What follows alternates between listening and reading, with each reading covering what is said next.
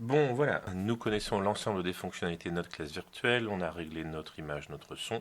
Maintenant, on peut commencer à proposer des activités pédagogiques. Première activité pédagogique spécifique à la classe virtuelle que je vous propose, un bête champion des tables. Alors, pour cela, je vais dans mon onglet, j'ouvre mon panel, pardon, je vais choisir l'onglet des éléments à partager, des éléments pédagogiques. Je vais partager un fichier. Alors, ce fichier, vous allez le voir, ça va être celui-ci. Voilà, tableau de la classe virtuelle. Vous allez voir, c'est un bête tableau avec une case pour chaque élève. Nous sommes dans la méthode de travail, suivant la vidéo numéro 4. Donc, méthode de travail, tous mes élèves sont en tous les élèves peuvent participer. Ils sont donc participants et je vais évidemment les autoriser tous à dessiner sur le tableau. Voilà. Hop. Donc, on a terminé, on est parti. Bonjour les enfants, allez, je lance les premières multiplications. Vous êtes prêts? 9 x 5, 9 x 5. Alors les élèves ont tous les panels ici. S'ils veulent écrire de texte, ils cliquent sur le texte. Une fois, ils recliquent à l'endroit où ils veulent écrire et ils écrivent la réponse sous leur prénom. 45, bravo Donald, c'est bien. Boris, alors Boris il a un souci, il n'a pas d'ordinateur à la maison et de plus en plus d'enfants n'ont pas d'ordinateur à la maison, ils ont un portable et une tablette. Donc Boris, il a qu'un crayon. Vas-y Boris, tu mets combien? Hop, 35. Et non, Boris, 9 x 5, ça fait pas 35. Voilà l'activité. Donc vous pouvez après compter les points, etc. et faire durer ça. Alors, comment on fait cette activité? C'est tout simple. Hop. Je vais dans OpenOffice, parce que je vous rappelle que j'ai pris le parti de prendre que des logiciels gratuits. Donc dans OpenOffice, je vais choisir de faire un texte.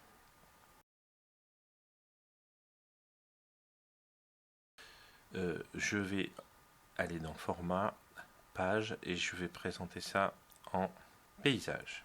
J'ai laissé portrait. Paysage. OK. Donc je règle mon image pour avoir l'ensemble de ma page. Et je vais calculer. J'ai combien d'élèves dans ma classe? Moi j'en ai 24. Donc 8 x 3, 24. 6 x 4, 24. Ça va pas, les chiffres sont, le nombre de colonnes et le nombre de lignes sont trop éloignés, ça va pas loger dans toute la page, donc je vais plutôt faire quelque chose de bien rond. 5 x 5, ça fait 25. Donc je vais faire un tableau. Alors le but évidemment de ça, c'est de faire un tableau qui tienne sur toute la page, que tous les enfants puissent se voir sur la classe virtuelle. Donc j'ai dit 5 colonnes, 5 lignes. OK. Alors après, on va ajuster la largeur des lignes, hauteur des lignes. Voilà, donc j'ai un joli tableau. Il est prêt. Je mets le nom de chacun de mes élèves. Donc Donald, Boris, Manu. Voilà. Alors, tout ça, je l'enregistre. Fichier enregistré sous. On va aller directement le mettre sur le bureau, comme ça. Tableau, table, multiplication.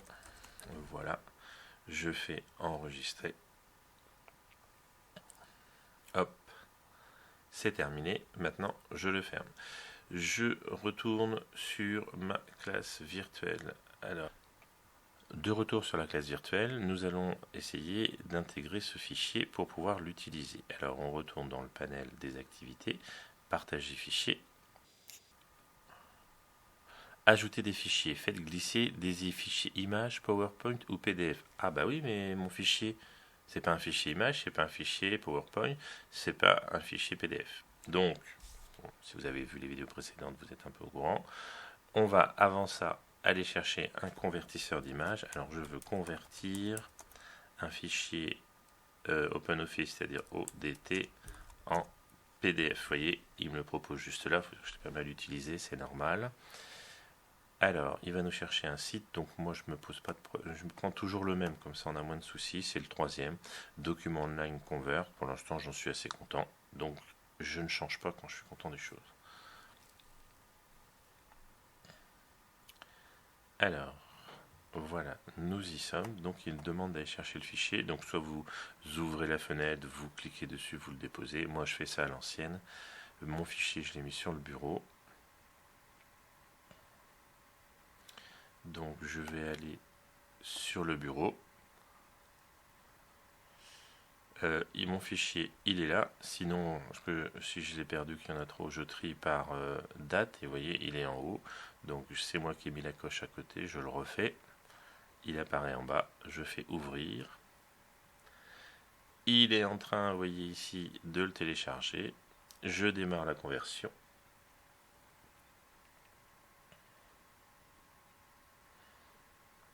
Et voilà, c'est terminé. Donc soit je le télécharge en une fois, bon, on attend la fenêtre, ça s'ouvre, soit je le télécharge JP, c'est quand vous en mettez plusieurs. JP, ça veut dire que c'est compressé. Bon, on n'est pas des multinationales de cinématographie, donc on n'a pas besoin de le faire. Donc on le garde normalement, ce fichier. Il va arriver dans nos téléchargements, vous voyez là-haut, et voilà, il est là. Alors, je ferme cette petite fenêtre. Hop. Donc je reviens sur ma classe virtuelle, je vais ajouter ce fichier. Il est où? Il est dans mes téléchargements, j'ai dit, donc je vais dans mes téléchargements. On attend un petit peu que mes téléchargements s'ouvrent, et vous voyez, il vient d'arriver sous format PDF. Hop, je le sélectionne, je fais ouvrir. Il est en train d'être incorporé. Voilà, il est là. Alors normalement, il doit être encore, voilà, il doit être surligné en noir. Je le fais le partager, vous allez voir, il n'y a pas de souci. C'est bien un tableau avec Daniel, Donald, Boris et compagnie. Voilà, une première activité. Bon courage à tous les collègues qui s'y mettront.